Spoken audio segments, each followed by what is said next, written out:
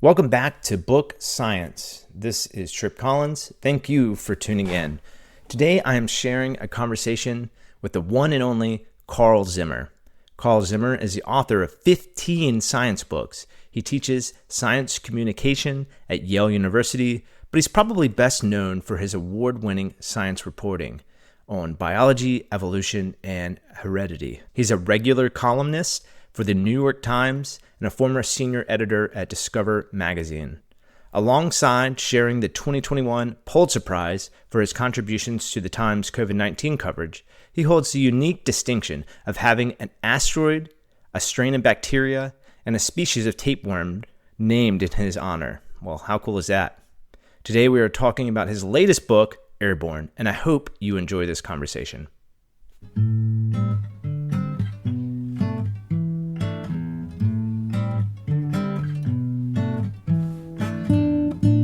I'm Trip Collins, and this is Book Science, the podcast that explores how the best science books are written and why they matter.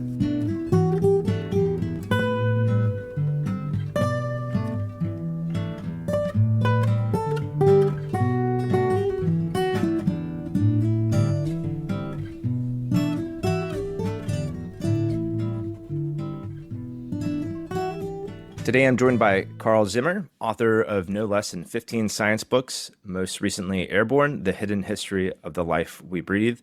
Airborne at the highest level is sort of a history of the little-known science of aerobiology, which is a study of life that exists in the atmosphere, including the air we breathe. Airborne covers a lot of ground, including life found high in the atmosphere, disease transmission, biowarfare. But Carl, what would you say this book is all about?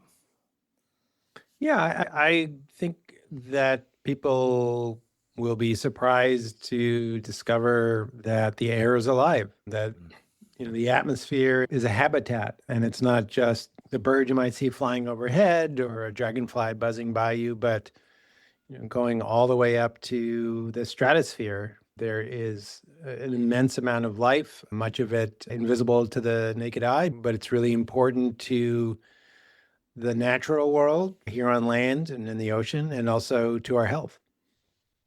Would you say this area of study is not well known to most people, but it's become something we've renewed interest in because of its application to disease transmission, and in particular during COVID? I think I read that this book was initiated through your coverage of COVID.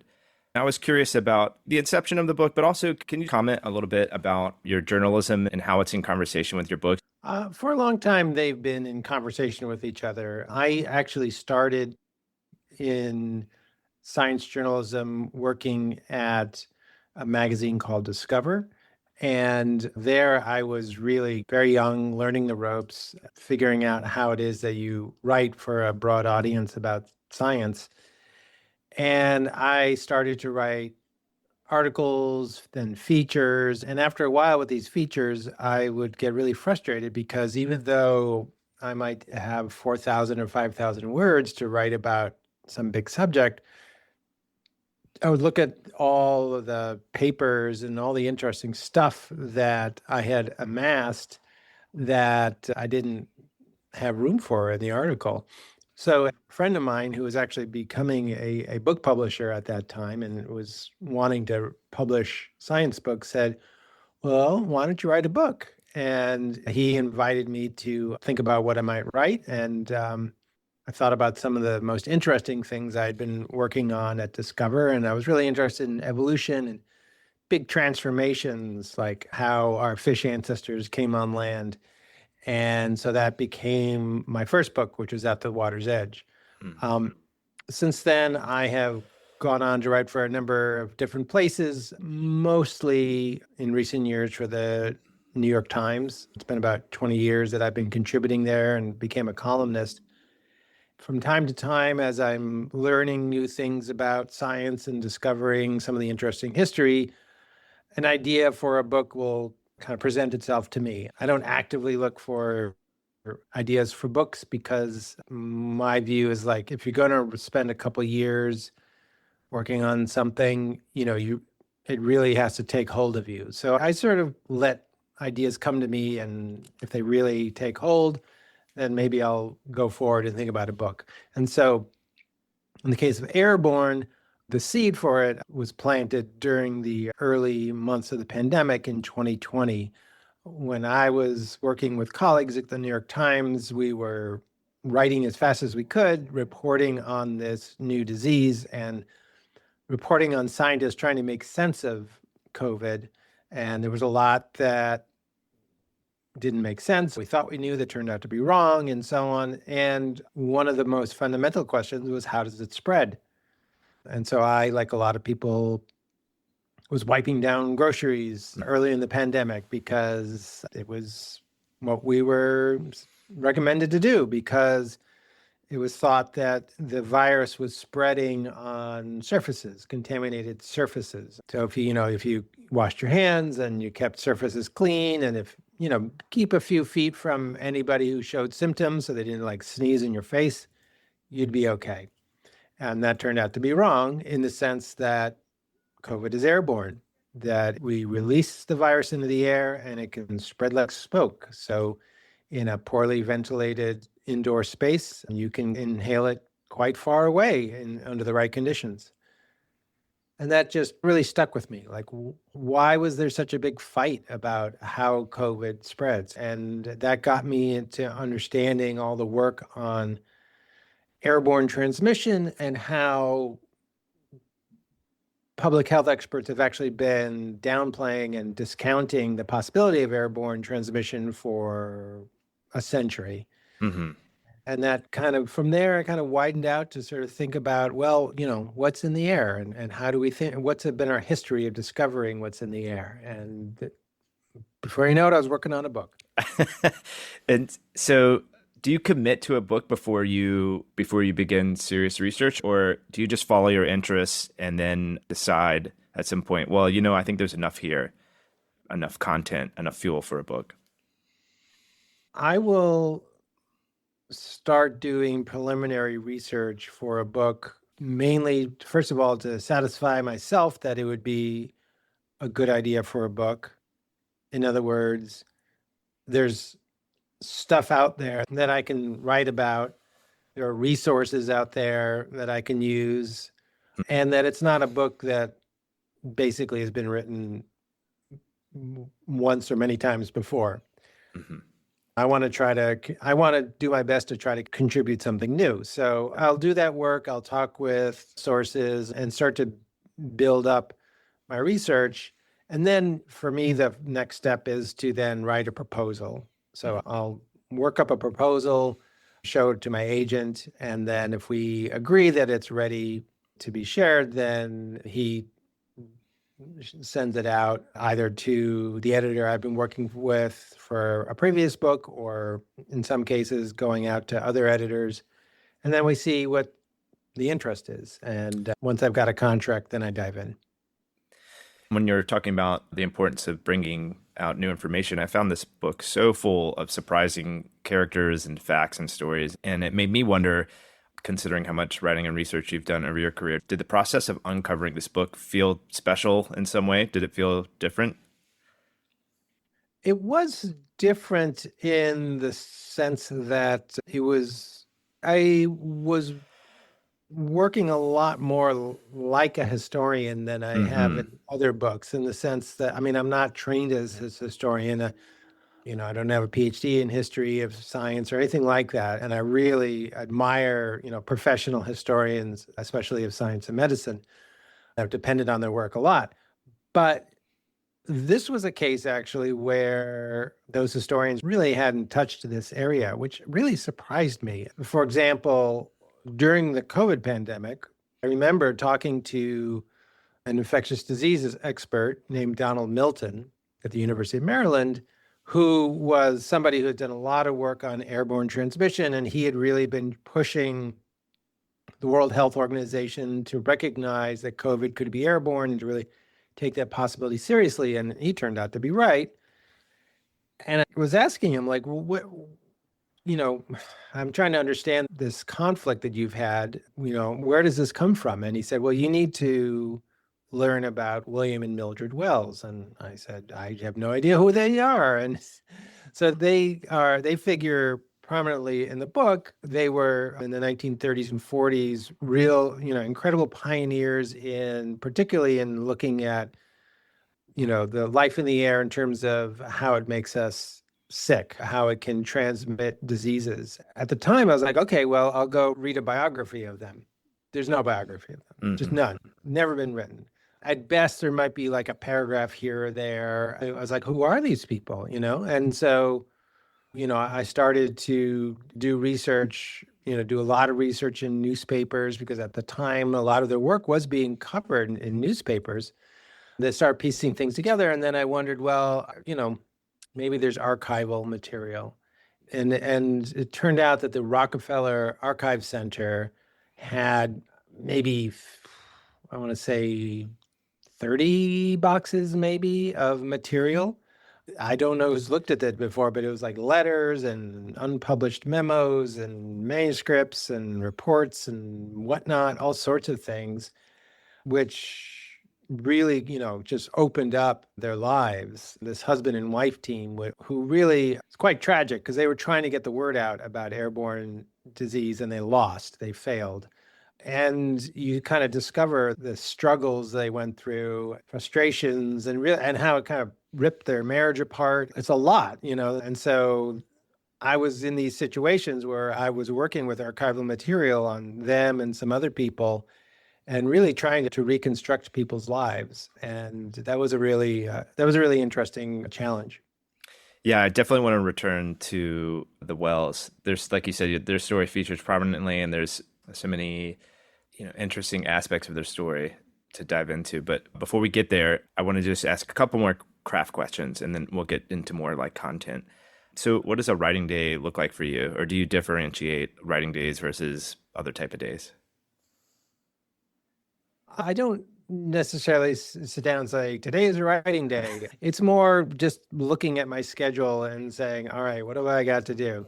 Yesterday was a writing day for me because I had to file a column.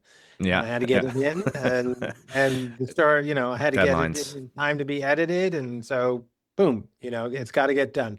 The deadlines for books are run at a different time scale, but if you sign a contract and you say, I'm going to be turning this in a year and a half, well, sounds like a long time, but it's not. So I will, start to kind of map out, well, what's that year and a half going to look like?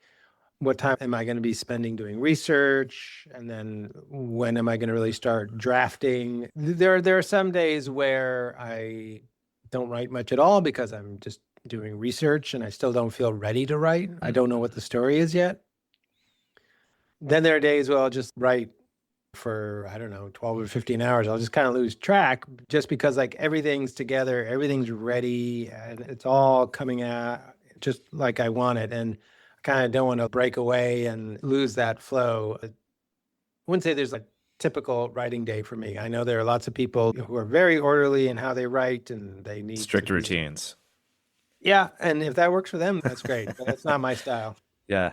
You have a quote in the National Association of Science Writers column. It says, I ended up with my own monster when I finished my first draft of Airborne, and then I spent months killing my darlings. Helps to think of your draft as a huge chunk of marble, which you can chisel down into a sculpture, and you have to schedule a lot of time for the sculpting. Yeah, I found that really interesting. Can you expand on that process of removing the text to reveal the book? And just for fun, is there anything that you had to cut that you'd like to mention here? I think everything that was in that first monster manuscript is in this much more slimmed down one, but it's everything. Everything's been, I just tried to sort of distill things better and to kind of just, sometimes there were like, small characters who I would end up turning into big characters. And then I'd have to say like, no, this is actually a small character. Like one example is Charles Lindbergh. Yeah. Charles Lindbergh has this crucial but brief contact with this whole science of aerobiology. One of the pioneers of aerobiology reached out to him in 1933 when he and his wife Anne were going to take a flight across the Atlantic, going over Greenland to Europe, and asked him, basically to do some research to see if he could catch stuff in the air high over the North Atlantic. I mean, nobody had ever done anything like this before, so no one knew. And he did it. He actually helped design the instrument that he ended up using. And it was a real sensation when the news came out. It really got people thinking about life in the air and how high can life go? What are the limits of life? Once, I wanted to introduce Lindbergh as like a person, as a real, three-dimensional character rather than some cardboard cutout that we've all vaguely heard of. So, I knew some about Lindbergh before, but I was like, let me dig in and get to know him. And oh my gosh, like, whoa, like Lindbergh is just it's no surprise that there have been tons of big biographies written about him and that everybody sort of struggles to make sense of him. He's a really hard to understand person with, incredible acts of heroism, and then also a eugenicist and, right. Very, very, Nazi adjacent, and just all these things and more. And so somehow I tried to sort of like, veer off and talk about all of that in a lot of detail, just because all the details I found so interesting. And then, I really needed people like my editor and my wife, who's like an amazing editor herself, and other people to be like, okay, enough with the Lindbergh. Like we don't need to know all this about Lindbergh. So Lindbergh's there, but he takes up just a few pages instead of more. Yeah, I didn't know a lot about Lindbergh prior to reading your book. I mean, just vaguely knew about his pioneering work as a pilot, early pilot, going more like an adventurer. And I knew a little bit about the eugenics stuff. But yeah, you kind of brought him to life. I can tell that there was a lot behind the amount that you wrote, a lot of research, because you really did bring his character to life. Not just a life of adventure, but a life of tragedy. He had his son kidnapped while they were away and tragically died. And it's clear how it affected Miss Lindbergh. I can't recall her name, but he seems Anne Lindbergh, yeah. Anne Lindbergh, yeah. And he seems to not have reacted so much, or, like they're just like strange parts of his personality that definitely come out. Yeah. And so I just wanted to mention briefly that the scientist that he was working with was Myers, right? And so Myers was interested in the atmosphere, and the Wells were sort of more down to earth, interested in disease transmission. And you do a great job of talking about that schism in aerobiology. There were sort of the people interested in the air and sort of the people interested in diseases. And they didn't really, that schism existed for a long time. They had a very hard time translating their sciences for each other and making progress in that way. Do you think, does that schism still exist today? I wasn't sure. Has that been resolved in some way? In aerobiology, I would say yes, it is, in the sense that, the people who study life in the air tend to kind of go off in their own directions. So there are a lot of people who study pollen. I mean, pollen is really important. It's important for us in terms of allergies. And so, now we can actually have pollen forecasts, and we can understand how our allergies are going to be as the climate changes. Turns out they're going to get worse. Pollen is really important for understanding the distribution of plants and their success. But if you talk to people who study pollen, it's as if the atmosphere only contains pollen. And then there are other people who study fungi. Fungi are actually specialized in sending up their spores into the air and spreading incredible distances. And fungi can just cross oceans and so on. And you talk to them, and it's like the atmosphere only contains fungi, and ornithologists only think about birds. And so there are actually efforts now to kind of think of the aerobiome as a system, as a full system, global, a planet-wide one. People are asking these big questions like, what is the flux every year of cells going into the atmosphere from the ocean and from land and so on? Like, those numbers are still only just starting to get estimated. But aerobiology is slowly coming together. But yeah, I mean, that general sort of problem with people kind of being in different silos is definitely a problem. It was one of the reasons why it was so hard for people to recognize that COVID was airborne. The people who were really making the call for that were often experts in air pollution or atmospheric chemistry, and the people who were insisting that COVID is not airborne, they were epidemiologists or infectious disease experts who didn't have the expertise to understand the physics of how viruses can spread through the air. Mm-hmm. In addition to a monster of a first draft, the back material is a separate monster. On your website, you have a 129-page PDF with citations, references, and all their cousins. At first, I was really impressed with this, Carl, but after going through it line by line, I double-checked the source material and I found 3 errors. So, it's not joking, of course, but can you just talk about maybe this level of referencing? Is it standard practice, or is this more because this was more of a turn towards history of science? Were you trying to follow their standards, or is this something you've developed for yourself over the years? When I started at Discover Magazine, one of my first jobs there was as a fact checker. Okay. And the job of a fact checker is to take an article and to make sure that every single thing in there is accurate. And it's the responsibility of writers to provide checking material. They have to annotate their manuscripts, say where they got all their information, and provide the information for how to check this stuff. I've still got a fact checker lurking around inside me, and I had my book fact checked. So I had some young assistants who helped out, and it was up to me to tell them where I got everything. So I would just footnote everything. I mean, I quote, in order to bring a lot of characters into this story, I wanted to use their voices. So I was quoting lots of people. And then in order to, when I was describing where people were doing things, I wanted to make it clear, like, what was my authority to say that? And this was especially important given that I was not just writing a chapter on Charles Darwin and I was getting all of it from some biography, and like, that's it. I was getting it, just lots and lots of sources, letters and memos and documents and so on. It all had to be connected to archives and so on. And so I felt a responsibility to just make sure that that was all backed up.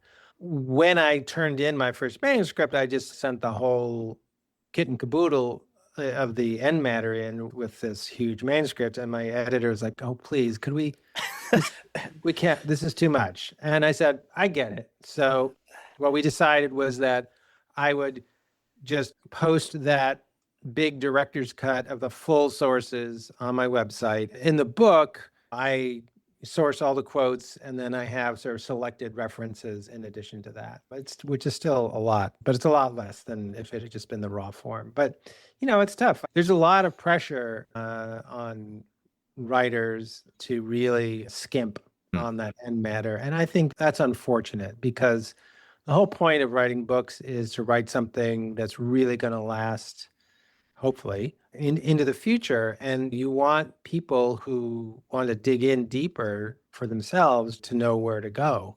And so, there's no way around it. You need footnotes. Yeah. And just as a technical matter, your fact checker, was that something that the publisher provided for you, or is that something you had to spring for on your own? In that case, yeah, that was springing on my own, but I was fortunate to also have a fellowship from the Sloan Foundation, which supports people who are writing books about science. So part of the reason I said that I would like to have a fellowship is because I wanted to make sure that this book was carefully checked.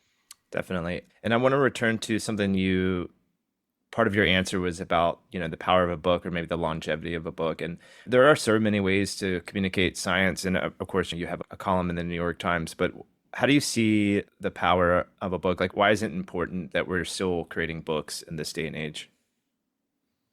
I'm relieved that you can still write books in this day and age. I wasn't entirely sure. I would say maybe 10 or 15 years ago, I was really wondering how much longer this is going to be a thing, because there were all these different kinds of, ways of sharing information, whether it was ebooks, podcasts, social media, so on and so forth. It did start to feel like books might be kind of an old-fashioned thing on their way out. And yet the book industry has thrived. It's been steady. People still buy a lot of books, and that's a relief. And I've wondered why that's the case. I think about it sometimes when I go to give a talk and I have a book signing afterwards, and most people are buying my news book and I'm signing them. But then somebody will be in line and they will hand me a book that I wrote 10, 15, 20 years ago. And I'll be like, oh, wow. They bought that book and they read it. There was this sort of communion between the writer and the reader that can last for days or weeks and leaves an impression on them. So much so that they put that book on the shelf and they keep it there. It's like part of their home. And then when I'm in town, they're like, oh, I'm going to pull this book off the shelf and I'm going to go get him to sign it because it means something to me. And there's nothing I think that has quite replaced that, at least not yet.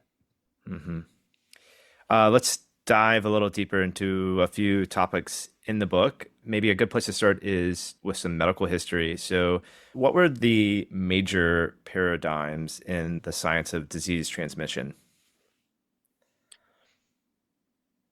If you go back, say, to ancient Greece, one very important concept was of miasmas.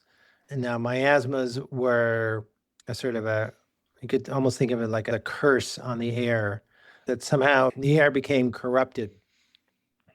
Hippocrates and other Greek thinkers started to think about, well, what kind of natural conditions might cause the air to be disturbed, thinking less about the gods smiting you with something that destroys your crops or spreads a plague, to instead say, like, well, maybe it has to do with the heat or the humidity in the air or things that are rotting on the ground or what have you. But in any case, a miasma would float and it would move along. And if you happen to be in its path and you inhaled it, then you would get sick. And different diseases were believed to be caused by different miasmas. So this is very different than thinking about a communicable disease. In other words, a disease where there's some living pathogen that is going from one person to the next and causing sickness along the way. And to us, it's a really weird idea. And yet it had a lot of explanatory power. And so much so that in one form or another, it endured for over 2,000 years. Into the late 1800s, there were people who were insisting that a disease like cholera or yellow fever was caused by these disturbances in the air. Some people were still calling them miasmas. And in the case of cholera, they were partly right in terms of the way that the disease spread. So cholera is like maybe the canonical example of a disease that is an airborne disease that is spread by the air. So much like they thought. Go ahead. Cholera is waterborne. Oh, sorry, cholera. I'm thinking of tuberculosis. Sorry. Tuberculosis, yeah. So the funny thing about tuberculosis is that not fun. I mean, I don't think there's anything funny about tuberculosis, but the ironic thing about tuberculosis is that actually one of the really influential ideas about tuberculosis up through the 19th century was that it was actually a hereditary disease, that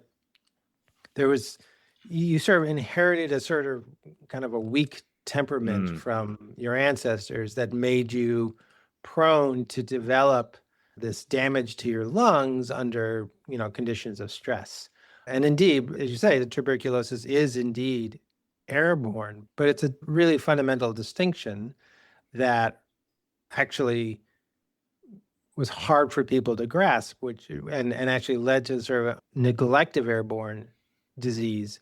And the difference is that, miasmas, it was the air itself that was causing these diseases.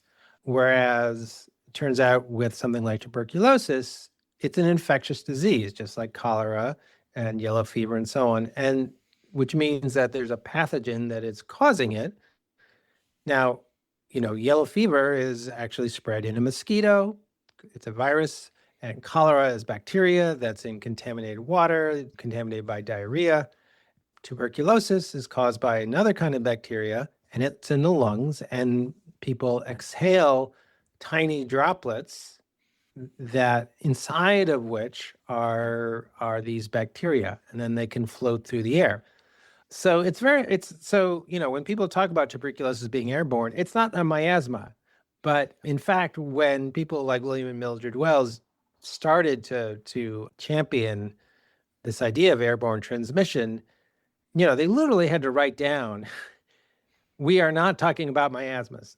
Yeah. Don't Right. mistake us for miasmatists. That's not what we're saying. So Right, because it went out of fashion at some point, and and to refer to that would give yourself away as unscientific at some point, right? Yeah. So, in the 19th century, miasmas it's what all the experts said. That was the expert opinion. And then the germ theory of disease starts to get the upper hand, and all these diseases that were believed to be in the air are turning out to be not in the air. They're in mosquitoes like malaria and yellow fever. They're in the water, cholera, typhoid. They're in contaminated food. Some are spread by sex. Some are just spread through contact, and just droplets that people get on their hands, and then they contaminate surfaces and so on. In any case, all these things are getting pulled out of the air. And so you have public health experts in the early 1900s saying people should be relieved that the air is no longer this terrifying source of disease. We can relax. Our forebears were tormented for thousands of years by the idea of miasmas. And guess what?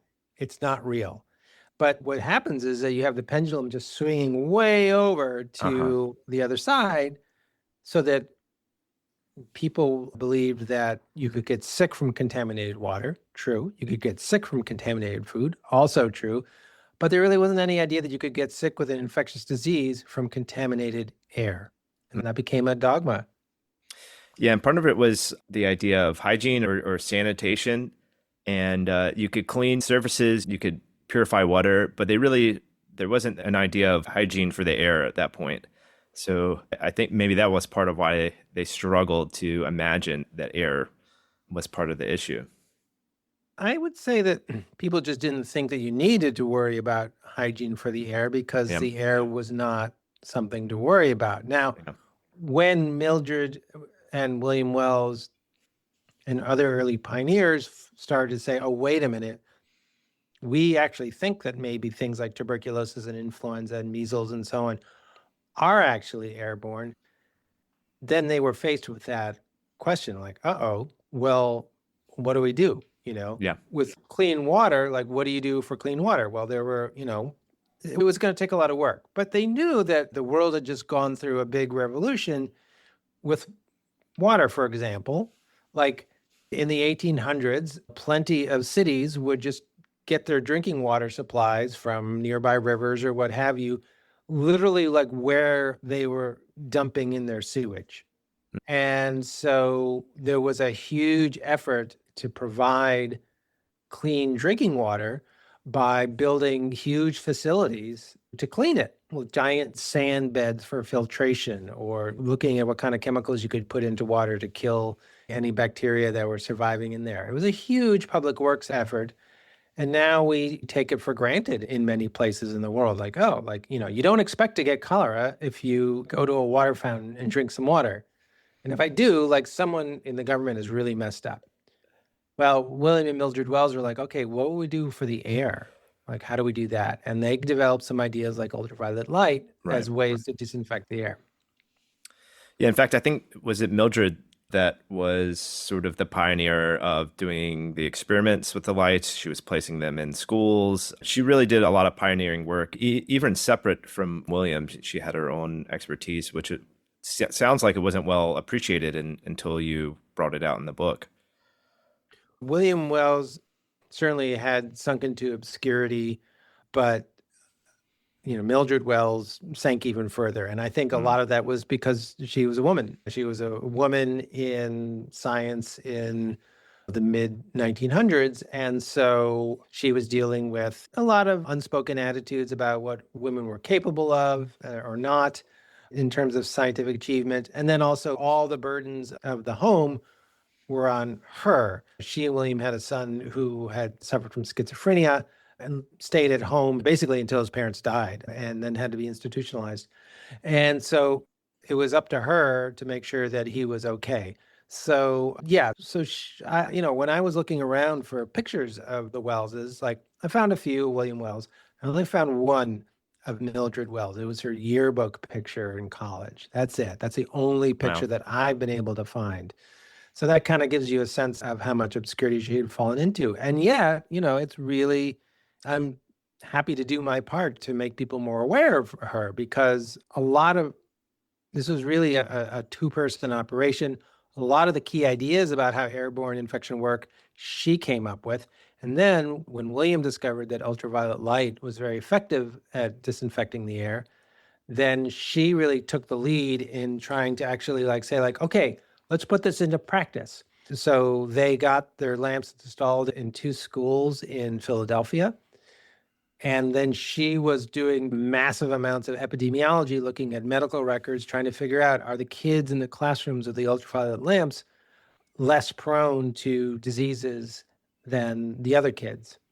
And they just happened to install these lights right before a massive measles epidemic in Philadelphia in 1940, which demonstrated very clearly that kids in these classrooms with ultraviolet lights were 10 times less likely to get measles than unprotected kids. So it was perhaps the first and perhaps the best demonstration that you can protect people from an airborne disease like measles. And then she did go on to do her own very ambitious studies, including one experiment where she basically tried to put UV in an entire town in New York State because she felt that just protecting kids in schools wasn't enough. You just wanted to have safe air everywhere. That experiment, it had some good results, but they were mixed, and it was a really big undertaking to do that. No one really followed up on it, which was really unfortunate. And it was also pretty clear to me that as energetic and as maybe ingenious as William Wells was, well, they were both very difficult people, but he in particular couldn't really get much done without her. I mean, reading about him trying to write his book was like the most exasperating thing. I wanted to reach back through time and shake that man. But that story rhymed with, I think, with the broader struggle to effectively communicate to the public about infectious disease transmission, which is another big story in your book. And that all felt very intentional. At some point I found it striking, and I mean this as a compliment, is that parts of Airborne were very unsatisfying. I kept wanting or expecting a very clean resolution, a definite answer. For it to turn into a science explainer and neatly tie it all up, but you don't do that. You carry the uncertainty all the way through. And I think it relates to questions about the reality of science. And were you trying to kind of show readers the reality of how science often works, especially when it collides with public policy? Yeah, I think that there are a lot of people who have an unrealistic idea of how science works. They think that it's pretty simple. Mm-hmm. People do some sort of experiment and then they get an answer and then that's settled. And then you move on. That's not how science works today. And it's certainly not how it's worked over its history. Science is much richer and messier than that. It's much more human. And so I really try to take the science on its own terms. That's not to say that science tells us nothing or that there's no reality. That's not true. And, certainly, yellow fever is not caused by miasma. Yellow fever is caused by a particular virus, and that's carried by a particular species of mosquito. We've learned that. But the process of getting there was very messy. And the process of trying to, it's really interesting in particular about airborne disease. What does it take scientifically to make a compelling case that something is spread through the air as opposed to by some other route? And it's actually really hard. And that was part of the problem that people like William and Mildred Wells were dealing with, was that everybody had these different standards for what was compelling evidence. Hmm. And so they would do these studies, they would do studies with animals or they would do these studies in schools. And then, you can just see all these experts, very, very intelligent people, colleagues and friends even of the Wellses be like, I don't think that's not good enough for me. And, people say like, oh, well, looks like, airborne infection is not turning out to be a thing.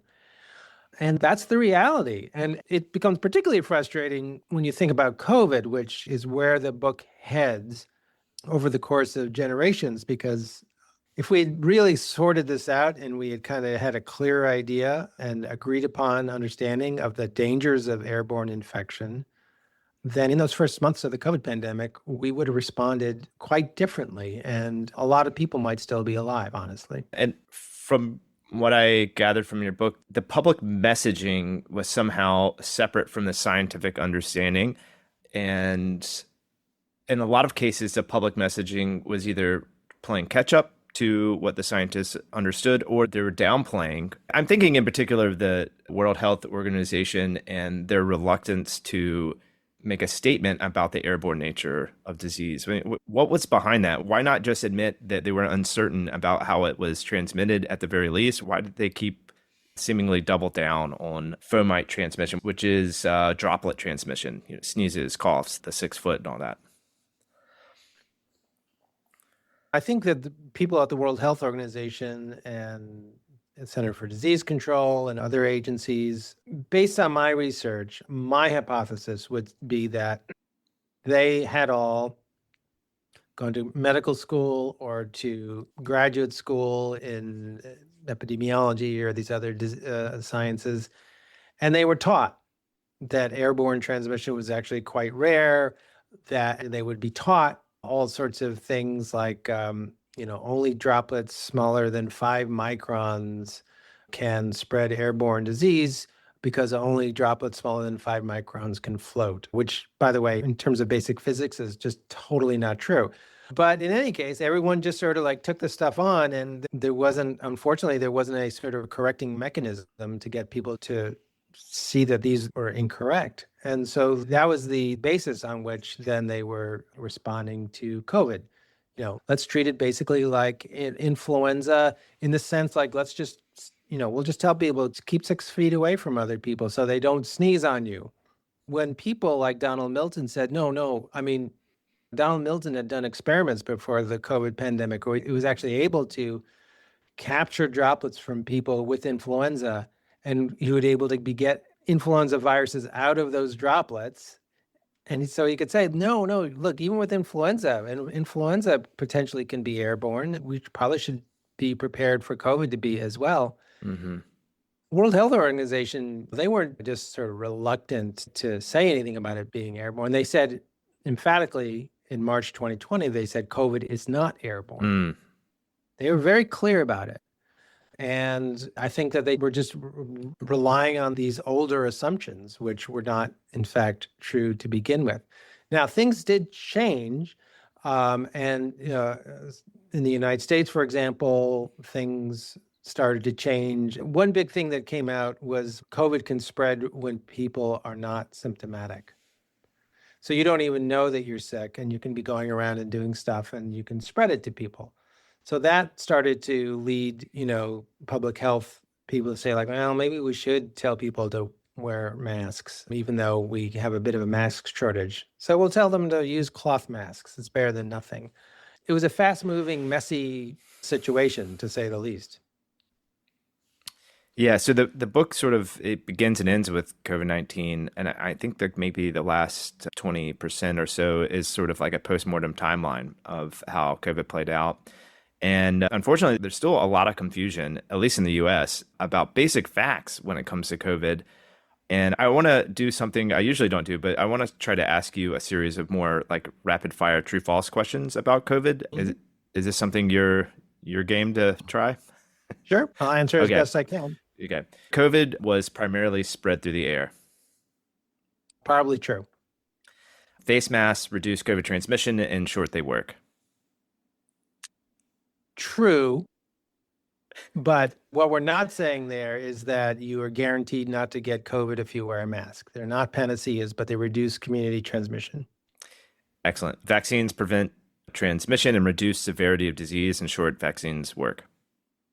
Vaccines certainly work to reduce risk of death and reduce risk of severe disease. The question about whether they reduce transmission was more open-ended. There was a lot of debate on this, and a lot of people said, they don't stop transmission, so they're useless. Vaccine can be very effective. I know you wanted to be this rapid fire, but I just have to, I just want to make sure that we're really clear on this. Vaccines can be extremely important and effective at reducing death and severe disease, even if they don't reduce transmission. However, I have seen some pretty recent research using really big data sets and using new kinds of statistical analysis to show that actually the COVID vaccine was reducing transmission. Studies in the Boston area, for example. So, as I understand it, yes, indeed, they also reduce transmission. Our best estimates are around or more than 28 million people died globally from COVID. True. I mean, The Economist set up a really good tracking program trying to make estimates. They stopped it, I think in 2024. And I mean, the fact is people are still dying of COVID. Yeah, that's right. COVID is still with us. So I don't know what the number is now, but people aren't really tracking it like they were. Yeah. So it may not be something we can know. The most likely origin is that the virus jumped species in a wet market in Wuhan, China, and it almost certainly did not originate from a lab leak. We can't deal with certainty about the origins of COVID because we don't. If someone were to go into the Wuhan Institute of Virology and pull out a beaker from a freezer that had SARS-CoV-2 that was collected in, say, 2018 or something, that would be some compelling evidence that it actually came from a lab. If someone had been able to find a progenitor of SARS-CoV-2 in an intermediate mammal host of the sort that was sold at the Huanan market in Wuhan, that would be also very compelling. We don't have either of those. So you have people looking at what information we do have, and they're drawing different conclusions. So there are intelligence agencies that with low confidence are pointing to the lab. There are others that are pointing to natural spillover at the market. And certainly there are a number of papers that have been published that have pointed at the market. Numerous lines of evidence that point to a scenario where it's circulating in bats in southeast China or maybe Laos, and then spills over into some maybe a raccoon dog or something in that area. The wildlife trade then transfers infected animals to the Huanan market in Wuhan, where people get sick from it. And so there are a lot of different lines of evidence that a number of scientists have published peer-reviewed papers pointing in that direction. There's no comparable amount of scientific literature that substantiates that it came from a lab. And the last one here, we're not well prepared in the U.S. for the next pandemic. Oh, that's totally true. Okay. Absolutely. 100%. Easiest one. That's an easy one. That's an easy one. Yeah, no, thanks. I mean, it goes to show, even though more or less all the answers to those were, I thought going in were true, but, you need the proper caveats and you need the proper understanding of, it's not easy, right? It's not easy to give straightforward answers to these things. And so I can sort of understand a little bit the difficulty that the public is having in understanding what actually happened and what was going on with COVID. But the lab leak thing is a little crazy though, because of I'm sure you've seen the White House website with the lab leak theory website. And so I didn't have strong opinions until I saw that. And then I was immediately convinced that it was definitely not a lab leak, right? That was the least credible source of information I could possibly think of? I like to talk to scientists who are expert in this area, people who, for a living, study how viruses evolve, study how new diseases emerge, study viruses in animals and so on. And some of them will be very firm. They'll say, like, we know that it spread it was a market spillover, and we know that we understand this better than the origin of HIV or influenza or these other diseases. There are people I talk to who say that. And then there are other people who are, again, real experts in the field, say, like, I don't think we'll ever really know. Like, I don't think I don't think this evidence is strong enough. And not only that, but we're not going to be able to get more evidence. If it was, if it was in one of these intermediate hosts, like, you can imagine that there was a farm somewhere outside of Wuhan where they had an outbreak of this, and those people, like the Chinese, perhaps at the behest of the Chinese government, just killed all the animals and buried them. So they're like, just like the way that we kill chickens for bird flu. And so the answer would be in a pit somewhere, and we're not going to find it. So yeah, so it's a tough situation to be in, especially, well, the political dimensions obviously make it all that much tougher. The political dimension of this is quite astonishing because, the White House now claims that it's a certainty or near certainty that COVID was a lab leak. And because the National Institutes of Health was involved with some research that was going on at the Wuhan Institute for Virology, therefore, the White House has used that as one of their key justifications for cutting the budget of the National Institutes of Health by over 40%. They're not just cutting COVID research, and they are cutting COVID research, but they're cutting everything: Alzheimer's, cancer, everything. And somehow this claim that COVID was a lab leak is a justification for that. That's not science. Yeah, I want to go exactly there. So right now we have in the United States people in the highest levels of government who are motivated to defund and otherwise erode faith in institutions, especially scientific institutions. They're being propped up by documents like the subcommittee report on COVID, which promotes the lab leak theory and accuses Dr. Fauci of a cover-up.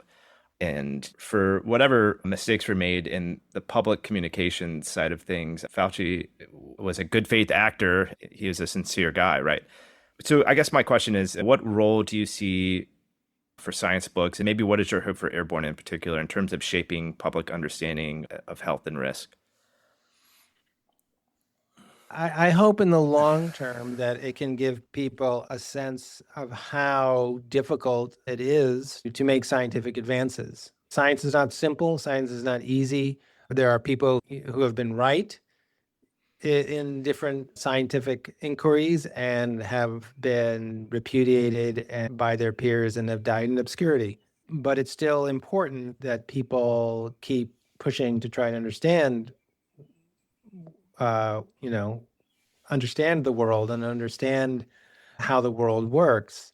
Unfortunately, right now in the United States, we are dealing with some serious political moves that are based on denying how the world works. It's not just limited to vaccine denialism, which we're seeing on display with the way Robert F. Kennedy is appointing people saying nonsense about vaccines to a vaccine advisory committee. There's that, but then there's also our Environmental Protection Agency has decided that trying to deal with climate change is a cult. That's the word they use. So it may take a lot more than one book to deal with what we're going through right now. I will add that science is difficult, but it is 100% worth doing, and it's a good investment. When the U.S. public pays for science, it comes back, depends on exactly what you're talking about, but it's a return on investment that's hard to get elsewhere. Science pays off for sure. I want to ask a little bit about book writing advice. I know you teach at Yale and you have lots of great advice on your website, including a reading list. You have there over 40 articles and 7 books, which you've assigned in the past. So I just wanted to ask specifically about writing books. Is there any advice you have for anyone aspiring to write their own science book? Yeah, I have been asked by people about that over the years from time to time, and it's been really nice to have conversations with them. A few years later, I see a book and it's a really good book. And I feel like, oh, I hope I was able to help in a little bit to get people on their way. I would reiterate something I said before about my own experience, which is that I would recommend to anybody that they shouldn't just look for an idea for a book just so that they can write a book. They need to have a story or an idea that is just possessing them. They have no choice but to write it. And it also has to be something that really warrants being a book. In other words, book length, as opposed to, something that would be a good magazine article or op-ed. Some things you can say in 500 words or 1,000 words. And there are other stories that you need to tell at 80,000 words. So, if you do, the worst thing is to end up with something where you're just sort of padding it out and it's not very compelling. You want the reader to be turning pages to find out what happens next. That's the goal, at least. So, yeah, and I guess the other advice would just be to really think seriously about how you're going to write it in terms of it being a project that's going to probably take several years. Like how is that going to fit in with your regular life? Lots of people make it happen, but it's just something that you have to be thinking about explicitly, that it's not going to write itself. Yeah. So on your website, you have a list of 7 books: Silent Spring, Rachel Carlson; Moonwalking with Einstein, Joshua Foer; Calling Animals by Name, Vicky Hearn; Encounters with the Archdruid, John McPhee; The Making of the Atomic Bomb, Richard Rhodes; Breasts: A Natural and Unnatural History, Florence Williams; and I Contain Multitudes, which is Ed Young. Yes. I just wanted to know if you wanted to comment in particular any one of those books, or maybe add a book to that list. To you, what makes a great science book? I would say that I immensely enjoy all those books. I am not pretending that those are like the 7 best books written about science ever. I could make that list longer because there are, there's plenty of room at the top in terms of great science books. Those in particular, I listed as books that I have taught from in terms of having people read them. And also like books that give you a sense of the incredible variety of things that you can write about under the rubric of science books. I mean, and those are very different books from each other. A book about Oppenheimer putting together the atomic bomb and a book about breasts, different books, but they're both really good. And they all afford opportunities to get into science, but science as not just some abstract process or some boring thing you learn in a lecture in some lab where you're cutting up a dried up frog, but science as part of what we live, part of our experience, like science, diving into the science makes our own experiences, it helps give them more meaning. And so those are the sorts of things I look for in my books.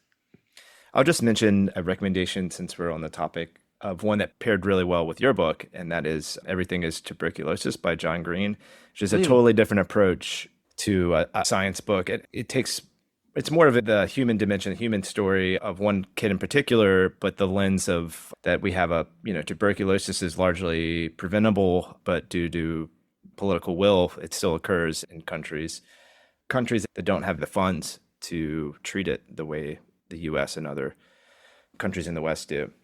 I just wanted to throw that out there. And that's another. Yeah, I mean, and that's just came out just recently, and it's great that Green is spreading the word about tuberculosis because, we were very focused on COVID, and understandably so, and because so many people have died of it. But tuberculosis, just year in, year out, just grinds away at humanity, and so over 1 million people die of tuberculosis every year. And billions of people are carrying the bacteria in their lungs and have, may have suffered from it. So it's really valuable to have someone make people aware of this, because if we had, enough will and an organization and momentum, we could make, incredible progress at beating back tuberculosis. I mean, all the tools are there, the testing, the antibiotics, all sorts of other things that could be put into practice. And as Green points out, they're just not, and people are dying. People are dying unnecessarily. But unfortunately, a lot of the existing efforts on trying to control tuberculosis are under threat because the United States has just decided to no longer fund a whole range of really effective programs that were in place. So unfortunately, despite Green's book, I wouldn't be surprised if maybe in 3 or 4 years, you're going to see tuberculosis rates climbing ever higher. It's a completely avoidable disaster. Wow. What topics are you most excited about exploring right now in the near future? Is there any project that you want to talk about? I've been working on a podcast of my own. My first, where I've been hosting it, it's about aging. And so that's been coming out this spring and got some more episodes to go. And so I've really enjoyed working on that. I've reported on aging research in the past, but it's really come to the fore in terms of the popular consciousness of aging in a really big way. And there are a lot of podcasts that will tell you like, oh, you need to do this, you need to do that, and then you'll live forever. And I was bringing an approach to it based on, interviewing a bunch of experts who've been doing some really interesting research. So, hopefully a hype-free look at, why we age in the first place, what we can realistically expect in terms of extending lifespans, or we can do simply to have a healthy lifespan, a health span, as some people call it. Will we be able to ever cure Alzheimer's? Why has Alzheimer's been so difficult? So it's been, that's been my most recent obsession. Yeah, awesome. That's always been a topic interesting to people, but I feel like it's hitting a cultural peak right now. I'd be very interested to check out your podcast. So if people are interested in the podcast or your books, where should people go? How do they best find you and support your work? Probably the best place is just my website, carlzimmer.com. Awesome. And I've got all my information on the podcast and books and newspaper work and so on. Well, thanks, Carl. I have pages and pages of notes that I didn't even get to. So just for the listener, I mean, there's just so much interesting stories in this book. We didn't have time to get to a lot of what I wanted to talk to. So you should go out there and get the book if this conversation was at all interesting to you. This has been Carl Zimmer. We've been talking about Airborne, the hidden history of the life we breathe. Carl, this has been an absolute honor and pleasure for me. So thank you so much for your time. Well, thanks so much for having me. It's been great.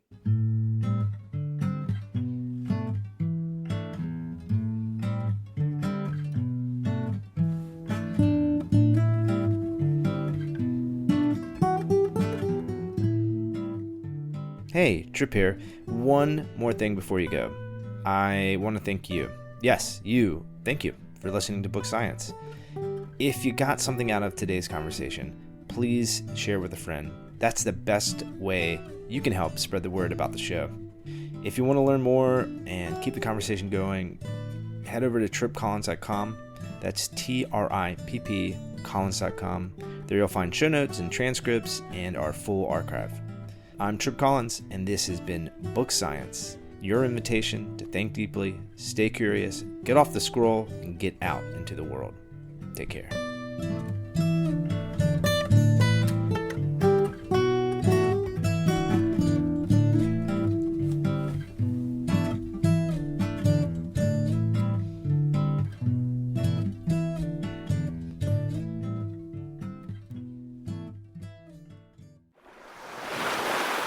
This show was produced on the Outer Banks of North Carolina, on the traditional lands of the Roanoke and Croatan peoples.